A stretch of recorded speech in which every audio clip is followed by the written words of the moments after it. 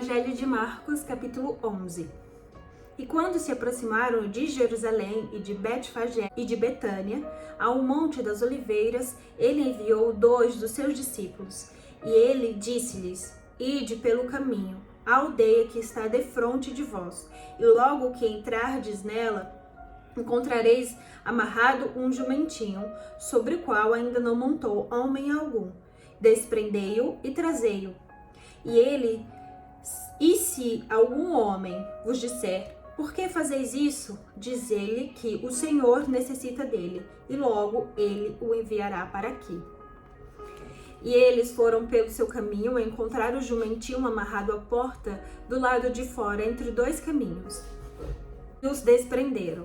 E alguns dos que ali estavam disseram: o que fazeis desprendendo o jumento? E eles responderam como Jesus lhes tinha mandado, e eles o deixaram ir. E eles trouxeram o jumentinho a Jesus e lançaram sobre eles as suas vestes, e ele assentou-se sobre ele. E muitos estendiam as suas vestes pelo caminho, e outros cortavam ramos de árvores e se espalhavam pelo caminho. E os espalhavam pelo caminho. E aqueles que iam adiante e os que seguiam clamavam, dizendo: Hosana, abençoado é o que vem em nome do Senhor. Abençoado seja o reino do vosso pai Davi, que vem em nome do Senhor. Hosana nas alturas. E Jesus entrou em Jerusalém, no templo, e olhando ao redor sobre todas as coisas, e chegando à tarde, saiu para Betânia com os 12. E no dia seguinte, quando saíram de Betânia, ele teve fome. E avistando de longe uma figueira que tinha folhas, foi ver se talvez pudesse encontrar nela alguma coisa. E chegando até ela, nada encontrou senão folhas, porque ainda não era o tempo dos figos. Jesus respondendo disse à figueira: nenhum homem coma fruto de ti, daqui em diante para sempre. E os seus discípulos ouviram isso, e vieram a Jerusalém, e Jesus entrou no templo e começou a expulsar os que ali vendiam e compravam, e derrubou as mesas dos cambistas e as cadeiras dos que vendiam pombas, e não permitia que nenhum homem carregasse algum vaso pelo templo. E os ensinava dizendo: não está escrito: a minha casa será chamada por todos de casa de oração, mas vós a tendes feito como covil de ladrões. E os escribas e os principais sacerdotes ouviram isso e buscavam de todo modo destruí-lo, pois o temiam, porque todo o povo estava admirado da sua doutrina. E vindo à tarde, ele saiu da cidade. De manhã, enquanto passavam, eles viram que a figueira tinha secado desde a raiz. E Pedro, chamando a lembrança, disse-lhe: Mestre, eis que a figueira que tu amaldiçoaste secou.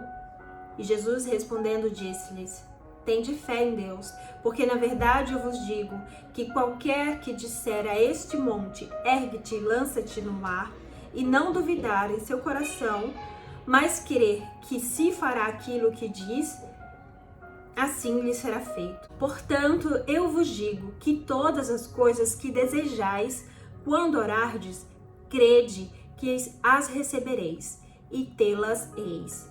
E quando estiverdes orando, perdoai se tendes alguma coisa contra alguém, para que também possa o vosso Pai, que está no céu, perdoar as vossas transgressões. Mas se vós não perdoardes, o vosso Pai, que está no céu, também não perdoará as vossas transgressões. E eles foram novamente para Jerusalém. E andando ele pelo templo, aproximaram-se deles os principais sacerdotes, os escribas e os anciãos, e disseram: com que autoridade tu fazes estas coisas? E quem te deu tal autoridade para fazer estas coisas? E Jesus respondendo disse-lhes: também eu vos farei uma pergunta, e respondei-me. Então eu vos direi com que autoridade eu faço estas coisas. O batismo de João era do céu ou dos homens? Respondei-me.